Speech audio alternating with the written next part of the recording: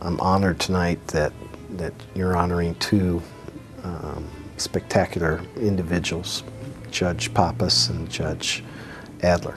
The California legislature enacted changes that made it possible for numerous childhood sexual abuse victims to come forward and seek redress in the California courts in 2003. I felt that I had to give a voice to the child in me, the victim of child sexual abuse, and a voice for the other victims that couldn't speak. There were probably about 20 of us lawyers who'd been spending about a week and a half with Judge Tony Moore. We languished and languished, and the plaintiff's counsel begged to get these cases to trial unsuccessfully. He felt that we could, in a room with the bishop, with the victims, with everybody there, we could get it done. The next morning, Michael Webb, Susan Boswell, Bishop Brahm filed their bankruptcy.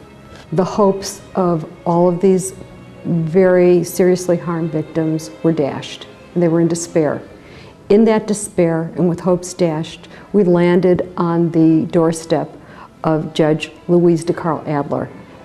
It would be the largest diocese in the country to file a bankruptcy. We came there disheartened and again imploring her to let us get our cases to trial. She gave us a little speech, a little talk about what to expect. And one of the things that I vividly recall is she said, you know, I understand emotions are running high in this case, but this is bankruptcy court, and here we deal with these matters in a more business-like way. She too decided early on that she would like to try the settlement process. We had very serious misgivings. We felt it was deja vu all over again. And she went on to say that her children were products of Catholic school education, that the Catholic Church does good works. And I'm sort of sinking in my chair as I'm hearing this, thinking, oh my goodness, what are we up against with this judge? And we definitely felt, been there, done that, and we really needed to get these cases to trial. Judge Adler quickly understood and grasped exactly what this bankruptcy was all about. She sent us to Judge Pappas only because of the dedicated hundreds and hundreds of hours and the wisdom and extraordinary efforts of these two judges. Because of the brilliance of Judge Adler in understanding how to maneuver the case in the bankruptcy proceeding, and the absolute, unequivocal, unmatched dedication of Judge Pappas. Were we proven wrong? So these two people I hold in the highest esteem among the judges that I've dealt with over the almost past 30 years. And our clients, because of this very salutary work of these two judges, ultimately got their day in court, and for many of them, peace of mind.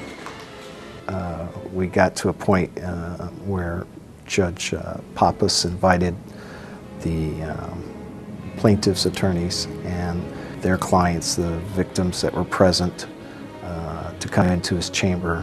One of the things that came out of that I still remember to this day is the embracing that took place. And you know, childhood sexual abuse victims